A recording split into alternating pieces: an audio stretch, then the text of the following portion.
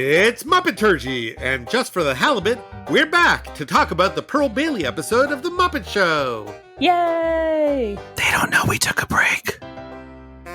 Well, it's still, we're back from a week of when they got their last episode. Yeah, he always says we're so glad you're here with us or whatever. Yeah. Yeah, we're glad they're back. They're glad we're back. We hope. Probably, unless they're hate listening. Who would do such a thing? I'm David Levy. Here today with me are Adam Grossworth. Michal Richardson. And Christy Bauer. We are here this week to talk about Season 3, Episode 5 of The Muppet Show, starring Pearl Bailey. I'm so excited. Yay! It was produced the week of March 4th, 1978, and it aired in New York on November 13th, 1978. It was the 9th episode to air in New York the week before the Chris Christopherson and Rita Coolidge episode. There's nothing hugely notable in the news this week, but I was struck by multiple ads in the New York Times for TV networks and local stations touting their election coverage from a week earlier. Tune in tonight to find out who won a week ago, kind of thing? I mean, no, it was like we were so great. We're the best news. You should watch this news because of how great we did last week, basically. Apparently, ABC's got the results first, and locally, Channel 4 had the most viewers. It just seemed like a very 1970s thing, and it was weird. On the Cashbox Pop charts, Donna Summer's cover of MacArthur Park is the #1 song. Don't Leave First Mate Piggy Out in the Rain. That'll make sense in a bit. And the Grease movie soundtrack is the #1 album. And on Our Friend Television, our primetime lineup is pretty basic tonight, but there's a lot of fear-based programming. The news is on one tonight. ABC 7 kicks off a series, Marijuana, America's Pot of Gold. Get it? No, explain it. I will not. Here's the copy from the ad. At lunchtime, a lot of people don't feel right until they hit their favorite joint. Get it? Any lunch hour, head for the nearest park. MacArthur Park. Chances are you'll see some people who don't keep off the grass. Get it? In fact, for some businessmen, marijuana has replaced the martini. I don't know, why not both? Yeah. It was the 70s. And over on CBS 2, we used to take the food we eat for granted, but with all the talk of additives, pesticides, and laboratory rats dying of cancer, nobody knows what to think. This one's really all about the visual, which we will, of course, have on the show page. It's like a waiter, but the waiter is death.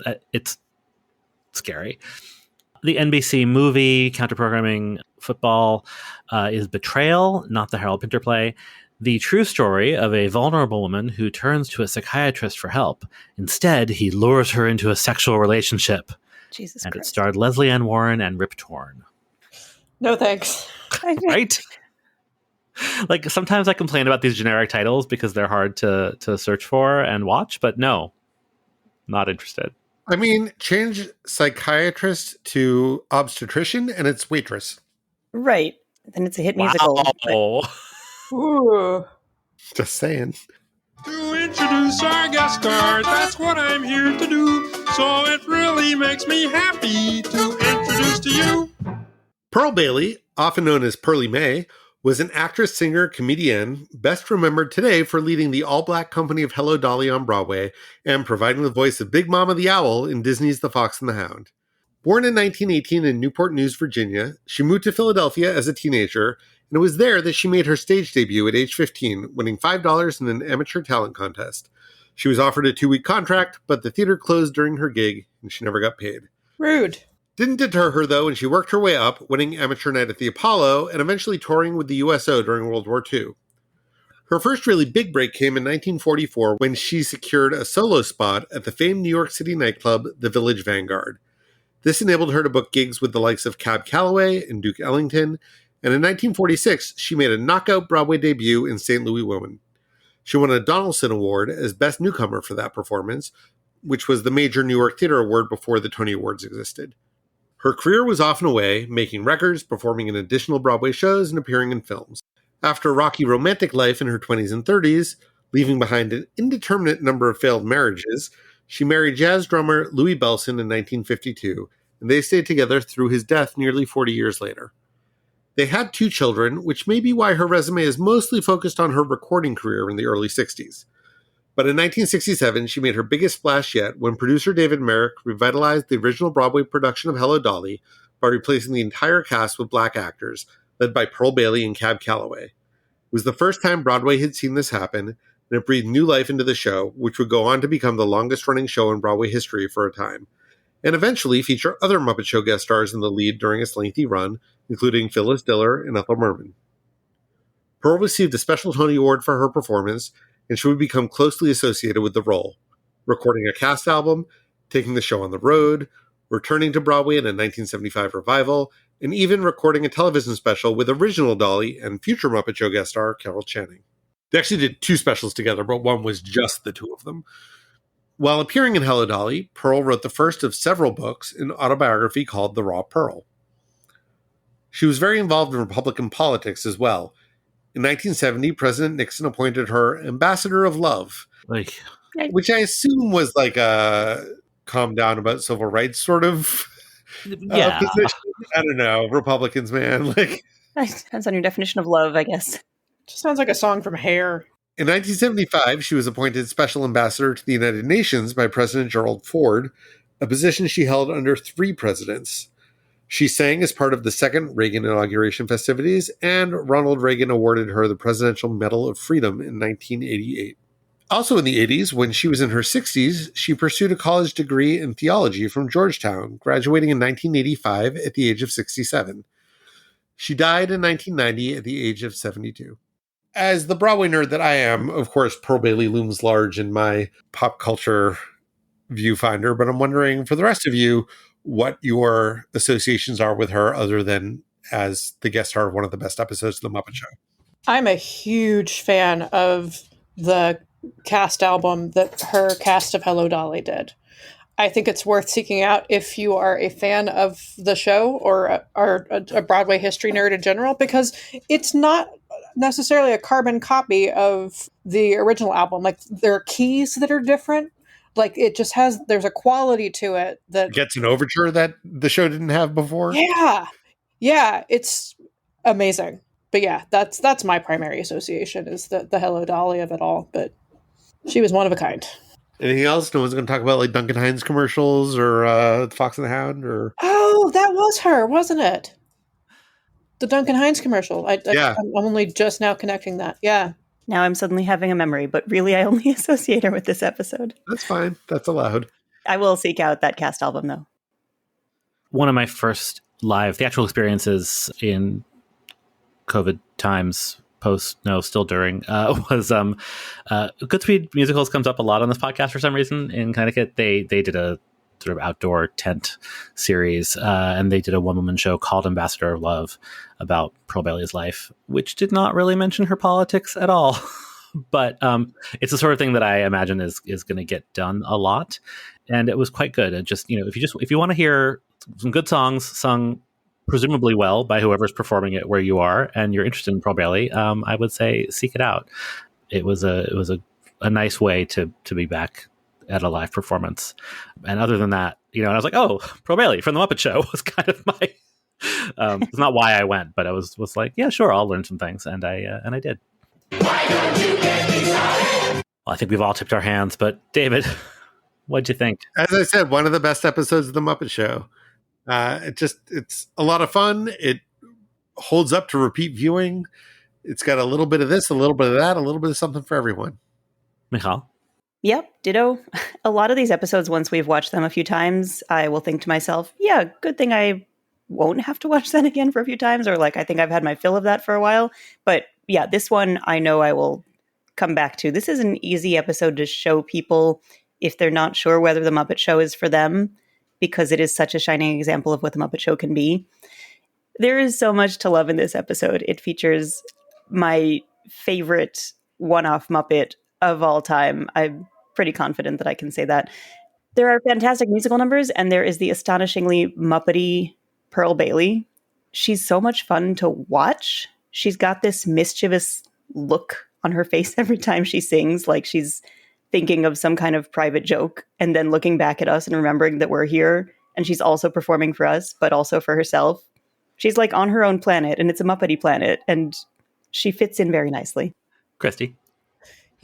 At least every season there's a guest where I think I would kill for an entire season with this guest. And Pearl Bailey is the season 3 guest for that. Sandy Duncan and JP Morgan were the season 1 and 2 for me. Well done. But yeah, there's a lot of what's left, particularly in seasons 4 and 5, that I haven't seen, but it'll be shocking to me if anything surpasses this for me. It's top 5 for sure, maybe even higher. Yeah, I mean, same to all of that. I have alluded to this before, I think, on the podcast Extra Hot Great, on which I am sometimes a guest. They have a feature called The Canon, where guests and listeners and sometimes the main hosts will submit an episode of television to the canon, to their sort of Hall of Fame. Not to be shot out of a cannon. No, not the other kind of canon. They, many years ago, they had just had a conversation about whether it was even possible for sketch or variety shows to ever be entered into the canon, because they're so uneven. And I immediately thought, challenge accepted. Next time I'm on, I'm going to bring them up at show. And this was the episode that I brought.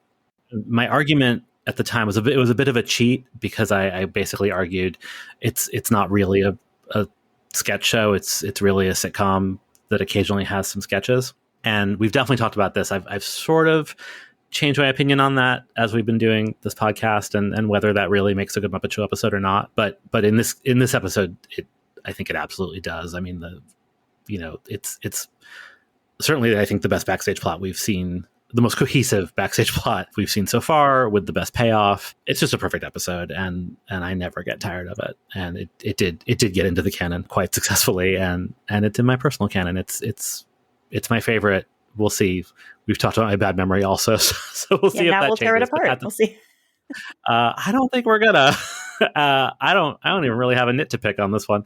It is definitely my favorite at this moment. Season 4 and 5 may tell other stories, but yeah, I love it so much. Pearl Bailey, 15 seconds to curtain, Miss Bailey. I'll be there, honey, as soon as somebody calls off these oysters. Back, heel.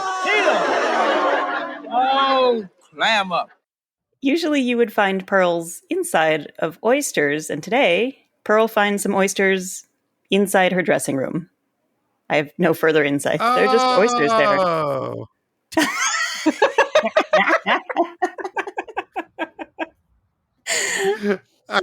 Thank you. I mean, do you think that they intended that to be the joke? Yes. Oh, okay. I was like watching it. I was like, I don't get it. Why clams? Why oysters? I mean, why not? I guess they are all yelling Pearl. It makes sense that if oysters would yell anything, they would yell Pearl. Like if rabbits were to say anything, it would just be rabbit, rabbit over and over again. And oysters, instead of saying oyster. Pokemon theory of speech. But oysters would say Pearl. That makes sense to me. They just want her attention. They're very selfish. Yeah. Nah. Let's hear our inter theme song clip. Everybody on stage. Everybody is on stage. Scooter's out of a job. Well, he's not very good at it, so that's okay. Yeah. Sooner or later, that chicken was going to come home to roost. Gonzo's not even going to try blowing his trumpet, but then it blares without his help. I'm not even going to try it. Probably should have given a headphone warning on that one. Sorry, listeners. Yeah. Truly the best Gonzo bit in this rotating slot that we've seen yet. We don't usually clip those, but his delivery of not even going to try it is so funny to me. Yeah. You'll have to watch it to see him get startled, but yeah, it's a nice little Gonzo bit. Muppet Show backstage. All right, here's what's going on this week backstage. Kermit has got big plans to put on the jousting scene from Camelot, but fate keeps standing in his way. For one thing, the band is not having it. Oh, wow, Kermit, like I really don't believe this weird trip you're putting us on. What's that, Janice? Oh, the band and I just flashed on the closing number. The band just flashed? I mean, Kermit, sometimes I just don't know what space you're coming from. Well, it's just sort of a regular backstage space. Really, Kermit, you don't expect us to do the jousting number from Camelot? In a word, yes. Ew. Man, Janice hates Camelot. I mean, so do I. And also, if you're going to pick any number from Camelot to do on a variety show, like, why the fucking joust? Like, ugh, she's right. I worked on a production of Camelot when I was in a summer when I was in college that was like very heavily fucked with. Don't tell the licensor, which is part of the joke of this episode. And I believed for many years that part of the joke of this episode was that there was no jousting scene in Camelot because we cut it with like no ill effect whatsoever. I don't think we cut the song or, whatever. But anyway, yes, to your point, why would you do it on a variety show? It's a terrible idea. You would think from the Zero Mostel episode that they would be like, nah, Camelot doesn't really play with Muppets. Part of the history of Camelot, and I don't know if I should save this for later, is that the show, first of all, the show had a lot of trouble out of town. It was very long. They were constantly cutting things to try to like get it into shape. And in fact, there are a couple of numbers that are like frequently in or out of the show based on like which version of the script you get. Although I don't think the joust is one of them. I think joust is always there. Anyway, but part of what turned the show's fortunes around on Broadway is that Ed Sullivan had Julie Andrews and Richard Harris, the stars of the show, on to do an extended sequence from the show on the Ed Sullivan Show, and putting it on TV in that way on a variety show was what got America interested in buying tickets, and it turned it into a hit. So Camelot does fit with this kind of show, maybe. Maybe. I mean, Muppet Fi on Goodness would be spectacular. I mean, I also just don't particularly care for Camelot, but that's also that. Neither here nor there. We're going to have a Broadway revival next season, so get ready for a jousting scene that involves walking and talking, which should be really impressive. Because Aaron Sorkin is rewriting it for this production. Maybe they'll put a cow in it. It works for the Muppets. Anyway, is this the most that Janice has ever spoken? Because I love it. Outside of Veterinarian's Hospital, probably. Yeah. I just feel like Janice has finally become Janice. Yeah, here she has opinions, and I'm here for them. So things aren't going Kermit's way, even though he very much wants to put on this number. The Knight's costumes keep falling on people and getting tangled up with each other. Kermit maybe fractures a flipper because armor fell on his foot. Floyd does not even want to be wearing his armor in the first place, even though they managed to get him into the costume. Yeah, well, Floyd, I wanted you to play the Knight because you fit the part. You see, you're the only one of us with real gallantry. The only one of us with real honor. The only one of us who'd fit in that iron suit. I mean, Scooter's an asshole. As always. But, like, I love this moment because it actually, like, it's a thing that actually literally happens. Where, like, costumes are rented, costumes are from stock. People actually get cast, at least in part, because of their measurements. But I also really want to talk about this armor and how amazing it is. It reminds me so much of the Jabberwocky, which is coming in a later season on an episode not available on Disney+. Yeah, we're going to deal with that anyway. But then when I went to actually look at pictures of it, it doesn't look so similar. It's just something about the curves and the angles and the way it's put together. It kind of has the same vibe, even though it doesn't actually look like it. And it's made out of like kitchen objects and like there's like an iron on it, and the iron is like has its cord and its plug, and like that explains why later for the joust there are flags. One of them has a chicken and one of them has an iron. I get it now. Well, because he's the Iron Knight that they say, right? Yeah. And there's like colanders and things, and I don't know. It's just it's so weird, and it I cost love Kermit $13 apparently. Yeah, serious business. That's half the budget for an episode.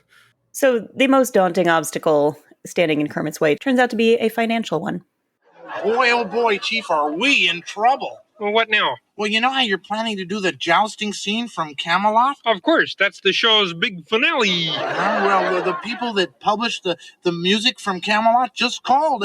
They won't let you do it. What? I was willing to give them credit. I would have given them a big build-up. I would have given anything to do the jousting scene. They want money. I cancel the jousting scene.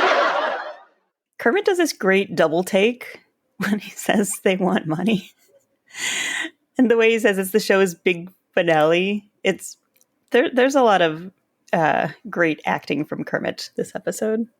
When Janice says the band flashed, Kermit does this great gulp. There's so much that Jim Henson gets out of that puppet. It'll never cease to amaze me. So in terms of the actual backstage goings on, we kind of have to infer what happens next. I get the feeling a scene might have been cut because Kermit's just been telling us he would do anything to do the jousting scene. And then just before they all go on for the finale, Kermit tries to cancel the number, not because they can't afford it, but because he claims it's dumb and it won't work. And then he's overruled by everybody else. They all force their way on stage. Since everybody else has swords, Kermit has to let them go on. We don't learn why Kermit suddenly thinks it won't work. We can sort of piece it together when we hear what the finale actually is. Yeah, I thought that he was like, oh, it won't work without the music. And then, like, were they supposed to be improvising? Your way makes more sense. Such as that it they is. cut a scene? Well, that they came up with the plan, and then he was like, wait, it's a bad plan. And then they cut a scene. Yes, either way that they cut a scene. I'm assuming that Scooter, with the exact same delivery as saying we could paint their car so they won't be recognized, said, we'll use other numbers that aren't from Camelot, and did a little Scooter fist. Right. That's probably what happened. And in the previous scene, Gonzo's the only one who wants to do it. And so, like, it's weird that Floyd and Janice are like, oh, yeah, no, sure. This way is much better. now I'm down. Like, yeah. Yeah. I mean, I hate to complain about anything here, but you're right. It does feel like something is missing. It's a little bit confusing. There's still a fantastic payoff. There's also a little conversation between Floyd and Gonzo right before they go on, with Floyd saying, you think it'll work? And Gonzo saying, no, isn't this great? So maybe Floyd and Janice are into this potential failure as well. Could be. Anyway, a Broadway medley ensues, manages to shoehorn in, or perhaps tinhorn in, just about everything except Camelot. And as Pearl Bailey points out in the middle of the medley, You know, Ralph, this don't make any sense at all. Well, I know, Pearl, but we're stuck with it. it's so cute. I mean, we'll get into this more when we talk about the songs, but like, part of the reason why I love this episode as a kid, like, this is an episode that I remember really clearly loving as a child. And then as an adult, to be like, oh, this entire thing hinges on music rights. And then their solution is to do 6 songs from 6 other shows, including one by the same writers. Yeah. Yeah, but they don't mind about this one. No, I mean, it's just like that's the like in real life, like the actual like Muppet Company like had to pay for the rights to 6 songs. Like, I just like the meta joke of it. That is like, you know, for very few people who are actually thinking about these things, which, to be clear, I was doing before we had a podcast about this. Like, it's just very good and very funny, and there are so many levels on which I love this episode. It just makes me so happy. Yeah, it doesn't make any sense, and it's not trying to make sense. They're just having a great time. Do you think that Scooter sought out the rights to perform the song for free and was denied, or that somehow the rights holders found out that they were going to do the song and contacted the Muppets and said, you can't do that? Somebody's keeping tabs on the Muppet Show and saying, you have $14.95 handed over. Yeah, it's not like now when, you know, all they have to do is have like a Google alert for things and be like, oh, those people haven't paid us. Well, like, and it does raise the question of like, is the Muppet Show actually on TV? Right, we've talked about this before, because, like, truthfully, if it's just a one-off, like, they're never going to know, right? No one's filming it on their phone and putting it on YouTube if it's just at the theater. And there's no way that they're actually seeking rights to songs for free and getting them for all these other songs, right? On the fly with 5 minutes before the number. Which also, how did they rehearse? Never mind. But like, yeah, I mean, like, there are such things as cabaret licenses, but like, nobody cares. Like, they would have just done it. They would have just like gotten the music from the library and done it. My new headcanon is that Alan J. Lerner happened to be walking past their theater, heard them rehearsing, and got mad. Said, do the Ascot Gavotte instead. How dare you sully Camelot? You fools! And he throws a drink in somebody's face. Because in my head, Alan J. Lerner is one of the real housewives of wherever the fuck the Muppet Theater is. I I love mean, that. he was notoriously always drunk or high, so Yeah. it's possible. I mean, he'd fit right in with Floyd and Janice. In my headcanon, the reason we'll never see DVDs of seasons 4 and 5 of The Muppet Show is because Scooter has been sitting somewhere at Disney taking phone calls and saying, hey, the producers of this show or the people who own the rights to that song told us we can't do it. And that was happening for 20 years. It's less funny. Well, it's plausible. Getting wine thrown in your but face. like deeply plausible. And then somebody throws a drink in Scooter's face. Oh man, would that puppet recover? Probably not. So, aside from that one snarky moment with Rolf in the middle of the medley, Pearl Bailey is fortunately all in. We will rave about the medley later. But Pearl Bailey is so willing to pitch in that as the show closes, she volunteers to help disentangle Gonzo and Floyd's armor that is tangled up altogether. You know something, Kermit? I can get those guys out of that suit of armor. I'm an expert at it. Oh, really? Did you used to be a costumer? No, I was a welder. And then she just goes at their suits of armor with, what is that tool? Little tiny flamethrower? Blowtorch? Blowtorch. That's the thing.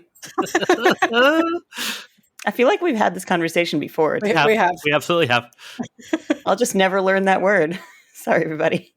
There was a period of time in my 20s where I lived with two of my friends down the street from like a shipyard, and they would work at night, and there was a lot of welding that happened. And oftentimes we would drive by my friend Monica and would roll the car window down and like, not catcall exactly, but she would yell like, "Ooh, you weld you some barge." And I always wondered if they heard her.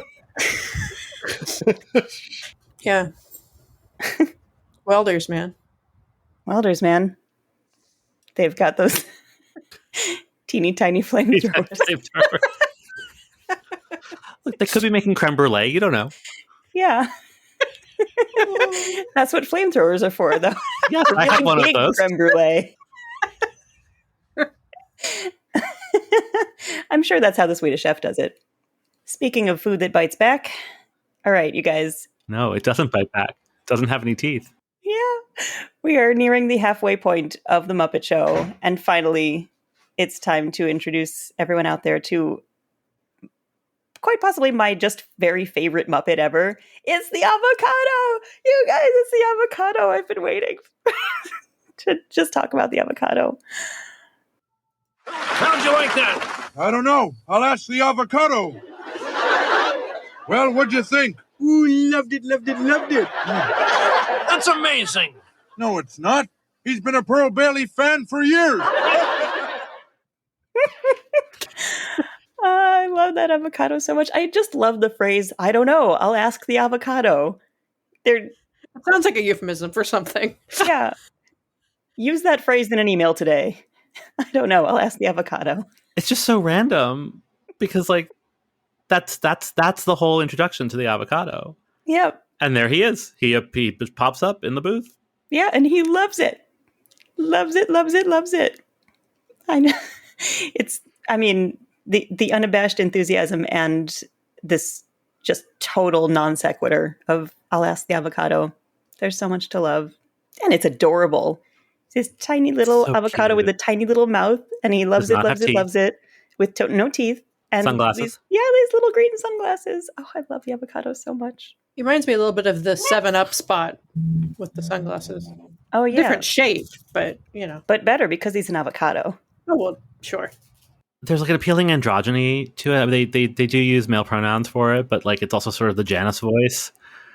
Yeah. Or it's like, it's Dave Goles, right? So I yeah, don't it's actually like know. a little I think so. Bunsen honeydew, but fabbed up a little bit. He loves it, loves it, loves it. I don't know what else to say about the avocado. I'm just very happy he's here. Do we ever see him again, or is this the one and only appearance? I think this is the one and only appearance.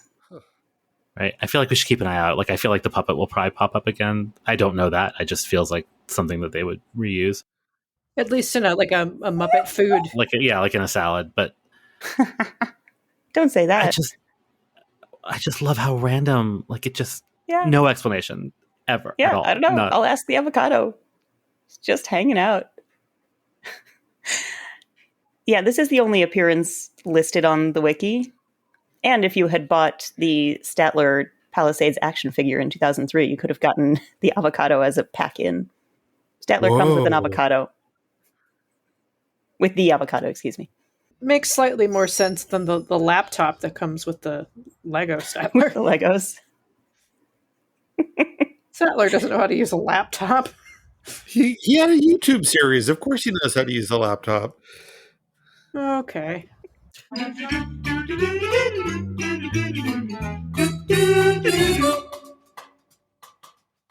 Lots of music this week, and I'm excited to talk about all of it.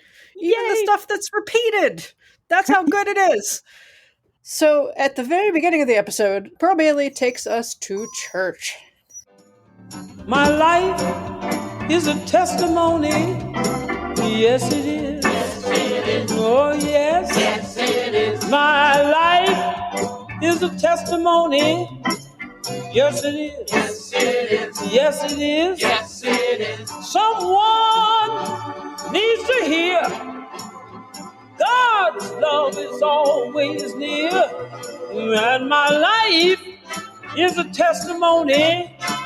Yes, it is. Yes, it is. Oh, yes. I love it so much. It's so great. This is My Soul is a Witness, which is not a traditional hymn. It's a variation on a traditional hymn. Some of the text appears in other hymns, but this specific version was actually written by Billy Preston and Joe Green for Billy Preston's 1973 album, Everybody Likes Some Kind of Music. It's a deep thought. Recorded on future home of the Muppet Studios, A&M Records. They keep coming up a lot, which is delightful. I love how, things echo through history like that. Yeah, if anybody's playing bingo, you got one of those, you got Good Speed. Here's another one. Failed Skiffle outfit, the Beatles were among the collaborators of Billy Preston, if his name is sounding familiar. He is, in fact, the only non-Beatle musician to be given a credit on a Beatles recording, and that was at their request. He's credited on the song Get Back. It's actually credited as the Beatles with Billy Preston.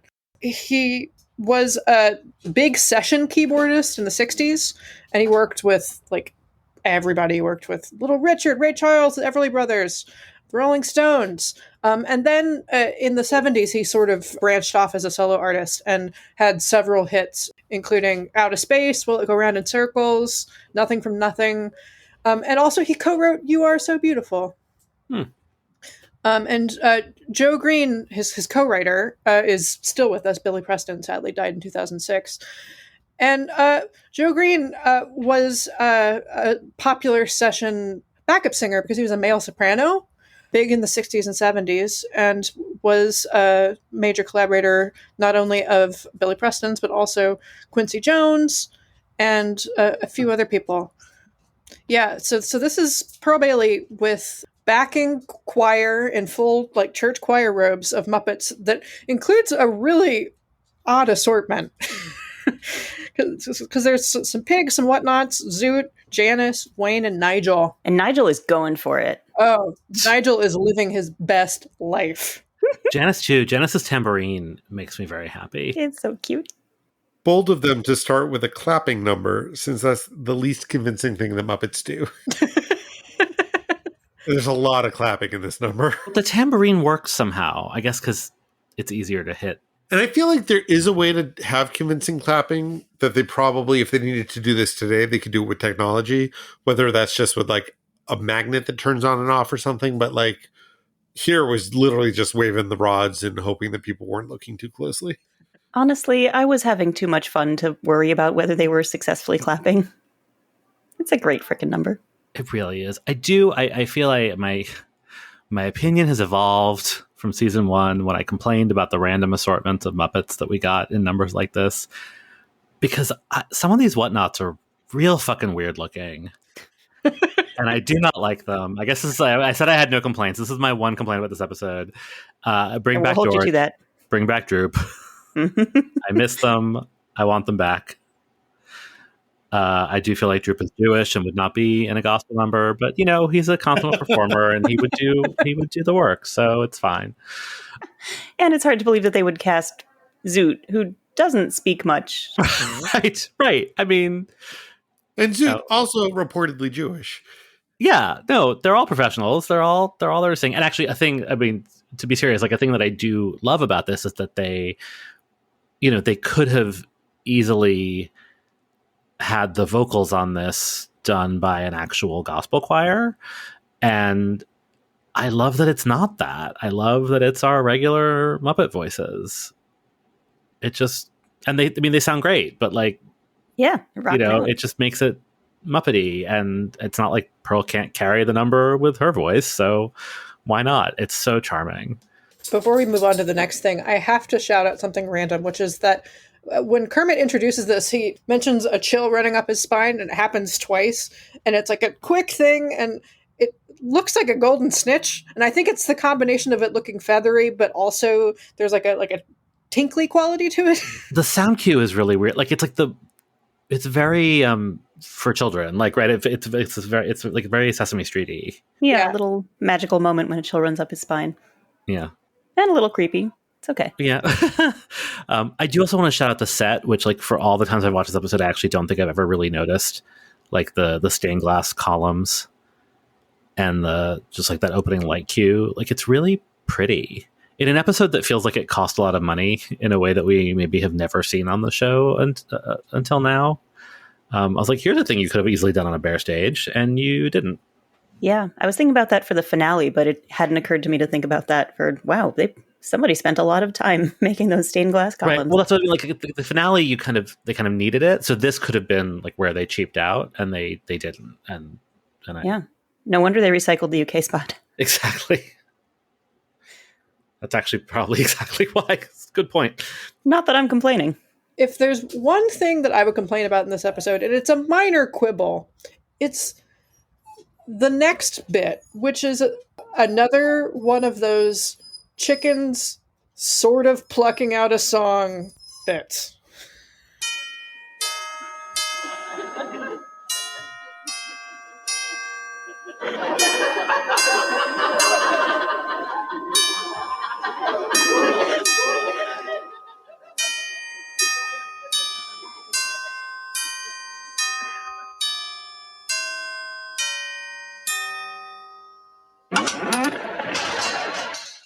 Sure. I mean, I don't hate it. Better than the last one. Is it? Chickens being random chickens and playing a random song for a few seconds. This one has 2 chickens. Of course it's better than the last one. It also felt more recognizable as a song, except it's not a song I know, so I didn't recognize it. Yeah, that's where I was. The thing is I did sort of pick out For Me and My Gal, but I didn't know this one either. So I'm going to tell you about it. So this is a song called The Bells of St. Mary's from 1917. Music by A. Emmett Adams, lyrics by Douglas Ferber. It was inspired by an actual church called St. Mary's Church in Southampton, England. And the song sort of re-entered the popular consciousness in 1945 because of a movie of the same name starring Bing Crosby and Ingrid Bergman. And what's sort of funny about it is it kind of became a Christmas song because of that movie, in spite of there being no lyrical content about Christmas in it. Because it gets used in a Christmas pageant in the movie. And because of that, it's appeared on multiple Christmas albums, including ones by Andy Williams, Aaron Neville, Sheryl Crow, like random people. I got no beefs with it. Random chickens. They can live their life. This is one of those numbers that I totally forgot was in the episode after I watched it. And I was looking at our outline to record our podcast, and I saw that Christy had all this information about this song that I absolutely had no memory of. And I was like, oh, was the gospel number a medley? Was there a second song in that I didn't know? Because, I don't know from church songs. But no, it was just that the chickens, once again, did their thing, and it just poof in my brain. Short and sweet. Yeah. Got it. Last time, the bells knocked over the chickens. This time, the chickens knocked over the bells. What'll happen next time? I would say, are there more? I assume so. Next time it's war. The bells turn into TNT. Our next number is one of my favorite things ever. Let me jump in there with you in the good old summertime. All right. In the good old summertime. Strolling down that shady lane with my baby man. All right. Listen, I'll take his hand, then he'll take mine. Good start. Oh, that's a good sign. Yeah. Then naturally I will be his tootsie wootsy in the good old summertime. Go on for yourself, man. Yeah. I don't know about you guys. I could go for like an entire album, a concert special, like a series of just these two riffing. How high do we think they are? Yes. Fairly. I mean, that's sort of Pearl Bailey's shtick, like the way that she is in this number where she's sort of relaxed and tossing off ad libs. Like, that's what she was famous for. So I don't know that she had to be high to do that, because I think that's just her particular skill. Jerry Nelson is absolutely bombed out of his mind. I mean, in the intro that she gives to it, when she says, "Oh, if we go over, we might take over the whole thing," did that have just connotations that I'm not aware of? When she says we could take over the whole thing, is she just talking and letting words come out? I think she was sympathizing with him about not wanting to do the Camelot number. Yeah, I think so too. Ah, right. It's like, oh, we'll take over the whole show if this is if this goes well. Okay. I'm overthinking it. I do really dislike the way that Floyd sings along with his bass part. Oh, it's so cute.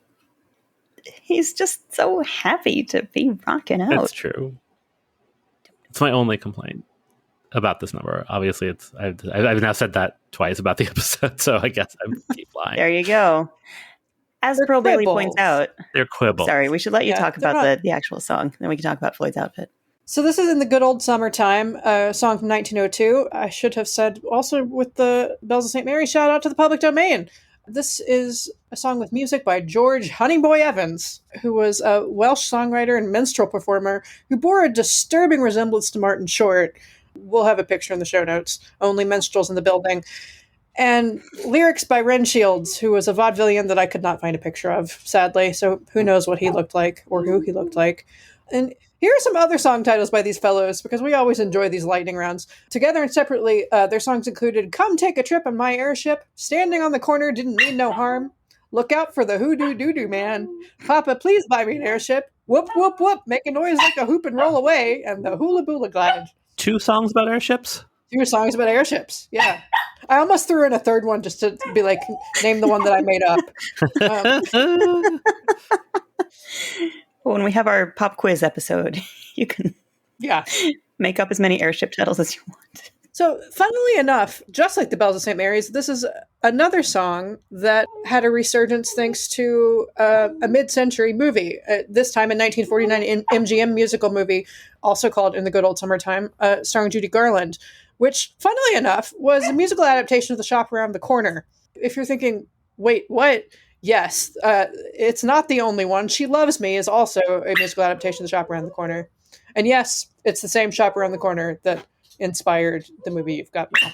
I know this song originally because when I was a very wee tot, I had a Disney, I think it was like one of those cassettes that came with a book that was all Americana songs.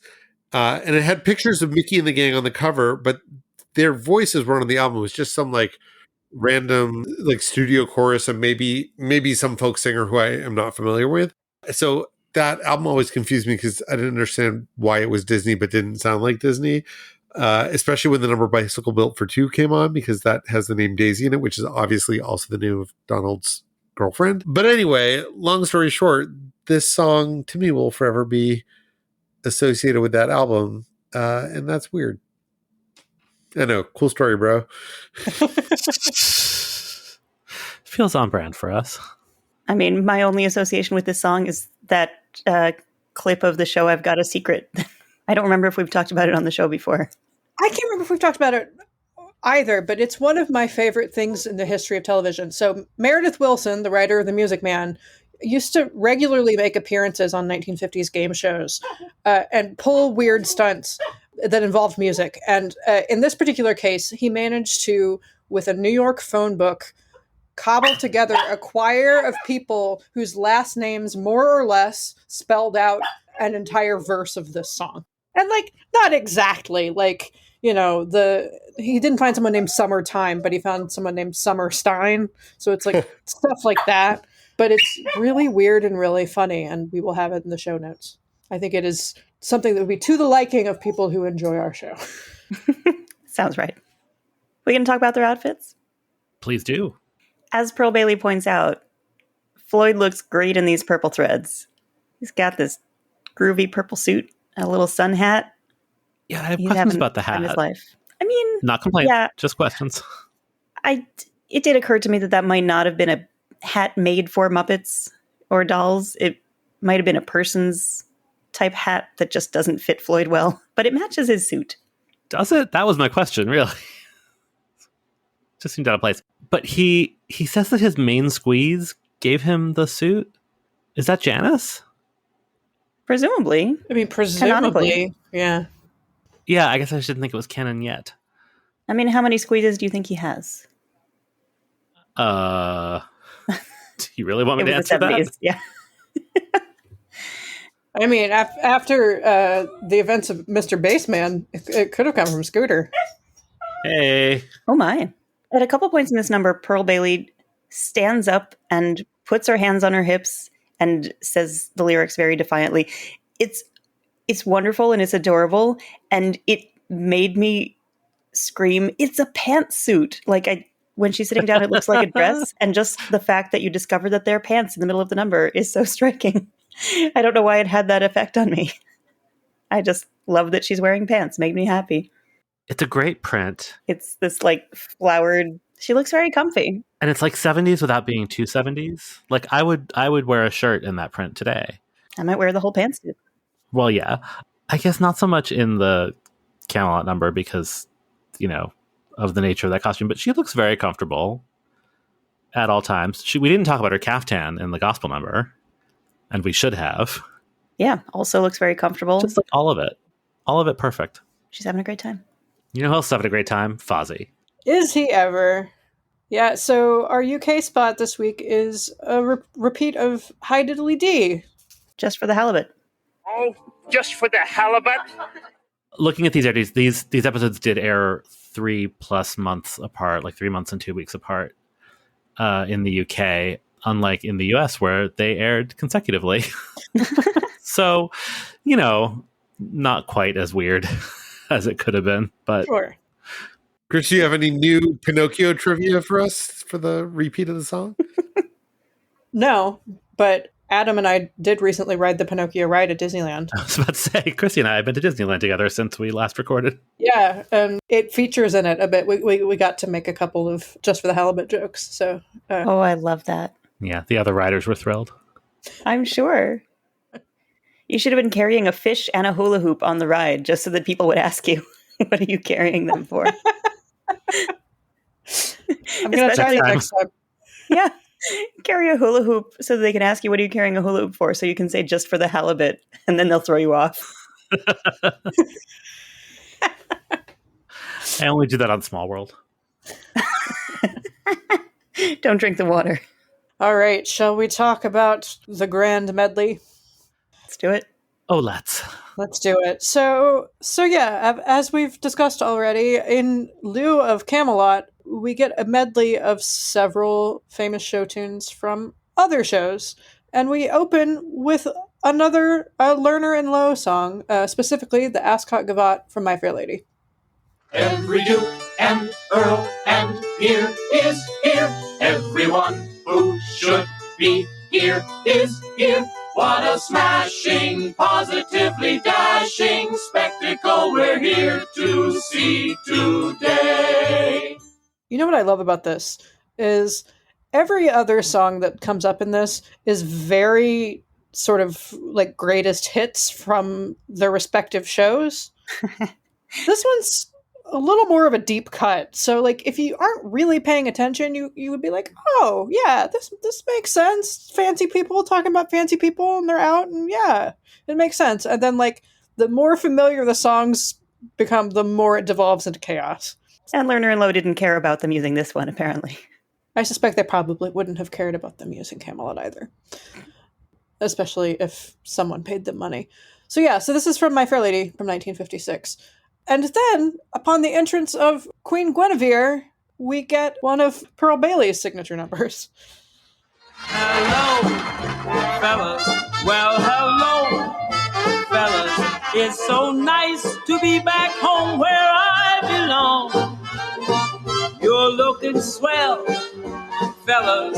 I can tell, fellas. You're still growing, you're still growing, you're still going strong. I feel this swing while the band playing one of my old favorite songs from way back when. Hello, Dolly. So my complaint here, and this is minor, but she refers to herself in the song as Pearly when she's supposed to be playing Guinevere. Couldn't she have just said Gwenny? Gwenny. Yeah. No.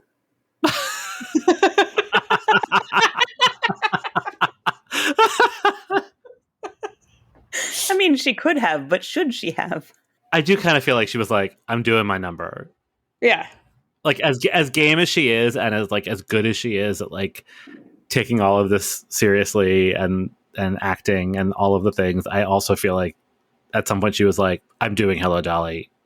I'm just doing my Hello Dolly, right? I mean, and she would do that on stage too. Like, in fact, at Hello Dolly, she was notorious for sometimes like doing what they called the third act, and after the show ended during the curtain call, doing like an extended sequence of her nightclub act. Oh God, to like keep people entertained, which the audience loved and everyone who worked on the show hated. Yeah, I still don't think anybody suggested Gwynny such that she would have had to oppose it. I think they just let her do it. Pearly will never go away. Yeah. She's not super committed to the bit. I mean, certainly not as much as the Ascot Gavotte crowd was. Or the trumpet player in this, who is both the trumpet player in the actual band and then the Muppet who is holding one of those like bugles that doesn't have any curves or buttons on it, like you see a medieval herald play, but who is rocking out as though he is playing the trumpet solo. It's great. And everybody, right? Because she's in the royal box with Rolf and Piggy and somebody else, Janice, and they're all like just having the time of their lives. Yeah, Piggy grooving along is, I mean, it's one of my favorite things about an episode where I have a lot of favorite things. But Piggy is just having such a great time. She's rocking out. I feel like it stands out because it's sort of rare to see Piggy like relegated to the background like that. And happy. Yeah. And it's just like, her solo's coming up. She's fine. And she looks great. I just think Piggy doesn't feel threatened by stars of a certain magnitude, and Pearl was a star of a certain magnitude. Yeah. So we get several songs in quick succession after this. I got a horse right here, belongs to Guinevere, and I say this horse can do. Anything you can do, I can do better. I can do anything better than you. No, you can't. Yes, I can. No, you can't. Yes, I can. No, you can't. Yes, he can. Yes, he can. So that's Fugue for Tin Horns from Guys and Dolls, songs by Frank Lesser, book co-written by Abe Burrows. Go home, Abe Burrows. Okay, not this time. He can stay this time. That's not why this song is here. It's not because of the bet. It just made sense here. You don't know that. It's true. And then the other song is Anything You Can Do for Me to Get Your Gun, written by Irving Berlin, which we've talked about before. Both of these songs were featured in a medley in the television special Julie on Sesame Street with Julie Andrews, with some of the same Muppet performers performing them. And that was interesting to hear them in this medley too.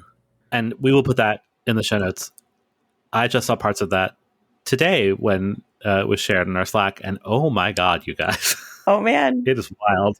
I love that special. I know that some Muppet fans feel that it is one of the lesser specials, but I have fond memories of many years ago before YouTube was YouTube, or maybe even before YouTube existed, going to what was then called the Museum of Television and Radio and watching this special in their library and being totally charmed by it. Now you can just watch it on YouTube. I didn't watch the whole thing, but the parts I watched were wild in the best way. Chrissy, do you want to talk about Fuchs for Tin Horns at all? The one thing that I will say about Fuchs for Tin Horns is in the Bob Hope episode, the horse was named Paul Revere, and it was because of this song. Right. And it's the same horse that we see, right? Scooter dragging. Right. That's why that horse is named Paul Revere. Yes. Yes. And Scooter drags him exactly the way he dragged Fozzie in the Dancing Bear number with that chain. As I said, like I have fond childhood memories of this episode, and so this song, you know, for the longest time was from The Muppet Show, and then I finally saw Guys and Dolls and like didn't understand why they're like the song is about horses, but it's about betting on horses, and like I was so confused for a minute when I was like, wait, where are the horses? How old were you? When was that Nathan Lane revival? Oh, so you were a teenager. Yeah. I mean, that's okay. It's not like you were 30 and you were like, where's the horsey? Well, no. No, and even it wasn't like where's the horsies, but I still like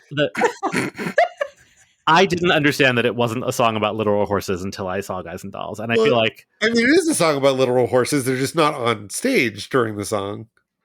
It's not called Guys and Dolls and Horses. Well, it should or in the case of this episode, dolls and horses and bears and pigs cows. and chickens and things. Oh, that too. Just like the image of Scooter and the horse was like so imprinted on me with these lyrics that I was like, I don't understand. Why doesn't Walter Bobby have a horse? Just doesn't make any sense. Or at least a cow. So our next piece of the medley is Piggy just going to Gonzo Land. This is, to me, the funniest part. Me too. It's my favorite. It's so random, and I love it. A boy like that who'd kill your brother. Forget that boy and find another. One of your own kind. Stick to your own kind.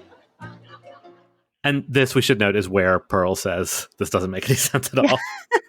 I mean, arguably, Piggy shouldn't be doing that impression. But also, it's like 5 seconds. But But does Piggy think that Floyd and Gonzo are fucking? What? You wanted the original context of this song is about telling someone they should leave their boyfriend because a boy like that would kill your brother. Piggy is saying to Floyd, a boy like that would kill your brother. Does she think that Floyd is fucking Gonzo and is trying to counsel him into leaving him? Is Gonzo the main squeeze? Is Gonzo the one who gave Floyd the outfit? Whoa. And did Gonzo murder Floyd's brother, you're saying? I think she's just worried about the joust going badly.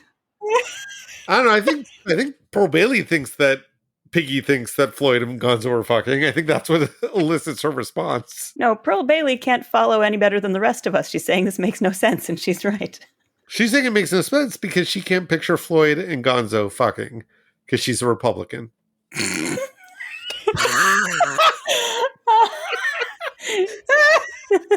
She was happy to be on the Muppet Show until just now. Now it's obscene. All I know is the last time I saw a live production of West Side Story, there was a row of teenage girls sitting behind me. And around this point in the show, when like Tony crawls into Maria's room, one of the girls yelled out, "Don't do it, girl, he's trash!" She's not wrong. She's not wrong. Yeah, so that's what Piggy's saying here. Don't do it, Floyd, he's trash! He is wearing a suit of armor made out of trash, so. We end on a note that former Muppet Show guest star Ethel Merman would approve of. How do we look? You look swell. You look great. Gotta have the whole world on a plate. Starting here, starting now. Honey, everything's coming up. Roses and daffodils. Everything's coming up. Sunshine and Santa Claus. Everything's coming up. Roses for me. And for you. great episode. What a great episode. So yeah, that's Everything's Coming Up Roses from Gypsy. Music by Julie Stein, lyrics by Stephen Sondheim from 1959. And you know what's funny is that phrase has really sort of just entered the lexicon, but Sondheim invented it. Like it wasn't a thing before he wrote it. There's the funny story about when they taught the song to Ethel Merman. She goes, Steve, one question. Everything's Coming Up Roses, what? All I know is I like looked at a Target receipt once and it said something like, everything's coming up savings. And I was like, man, if Sondheim had only known, 1959 when he was just trying to come up with the right phrase for a vaguely sociopathic character, that it would impact the world. Two things I love about how they use this number is that immediately preceding this is the actual joust. And they do it to an instrumental version of this number, but it's really the beginning of the overture from Gypsy. It starts with that like fanfare that is not part of the number. Yes. And I think like anyone who is vaguely familiar with Broadway watching this whole medley has moments when they're like, no, what? Huh? That was my big like, nah moment. Yeah. So it's like that to me was just hilarious. But then also they did the Muppet Show thing where they went super literal, but not with the roses and the daffodils. Instead, when they sing Everything's Coming Up Sunshine and Santa Claus, suddenly you notice that one of the Whatnot Muppets is Santa Claus, which if you notice in the clip, there was like a little bit of a laugh track there. That's why. But it was great. And it was just subtle enough that like you blink and you miss it. And you also wonder like, wait, has Santa Claus been part of this crowd, this entire sequence? And I'm only now noticing him. So I just love that. Was he? No, I mean, don't every think so. Duke Okay. is here. Yeah, every saint. Because there's a really weird looking Whatnot with like a weird mouth that kept drawing my eye. And now I'm like, wait, was that Santa Claus? I'm going to have to go back and look. No, as they're saying everything's coming up, Sunshine and Santa Claus, the Santa Claus, but now like comes up. Right. Yeah. Also among the crowd is my new favorite utility Muppet, the Piglet, which you might remember we met him as part of the Lullaby of Broadway chorus, although he seems like he's aged up a little bit for this. Well, he was being held in that, and now he's just on his own. Right. He was like a papoose in the other one, and now he's part of the company. Hanging out. Maybe an adolescent. Also, we talked about the set and like the money spent. I'm pretty sure they were using chroma key in this to give it more depth. And the Piglet is in like there's like a front row in front of the field, and then there's the jousting field and the boxes. And I think that front row is actually green screened on to the rest of it, but really nicely, and it just helps to make it all look bigger. I like how they're trying to play with that stuff. Yeah, it was an elaborate enough set that I was surprised and impressed. Yeah. It makes it look bigger, and also, I suppose, allows them to film it in two different chunks with the same number of puppeteers, which also helps. Never mind that jazz. Listen, Turkey. What? And get out of show business? On top of all that, we've got some show business. Over in Muppet Labs, Bunsen has the answer to all of your prayers, edible paper clips. Now, the honor of tasting this first batch of delicious paper clips goes, of course, to my helpful and eager assistant, Beaker. Oh, Beaker, what is the matter? Oh, that's very naughty, Beaker. Now, you eat these clips this minute. So, Bunsen insists that these paper clips are nutritional and nickel-plated and totally harmless. And then it's not that Beaker unravels from the inside, which is what I would expect would happen if a Muppet eats a giant jar of paper clips, but instead just his nose falls off. That's the effect they have. Much like the avocado, I appreciate that this is just presented as a completely normal thing that anybody would want. Why wouldn't you want an edible paperclip? Yeah, this is a scientific advancement. Well, think about it. How often when you have a paperclip, like if you receive papers that have been clipped together and then you're done with the papers and then you're stuck with this paperclip and you don't know what to do with it, how helpful it would be if you could just eat it. I think that'd be very helpful. Or you could put it in a container on your desk for the next time you need a paperclip. Yeah, but then you sometimes end up with just, a plethora of paper clips, and you only need so many. You don't need a plethora of paper clips. How many paper clips do you need?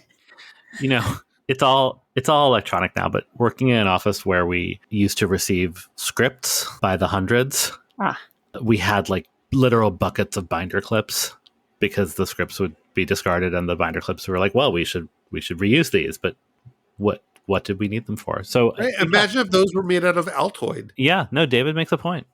Binder clips have endless uses. Do you know how many things in my apartment are being held together by binder clips right now? That sounds like a you problem. No, it's a me solution. I only have It's so holding many up my bags of chips curtains. in my life.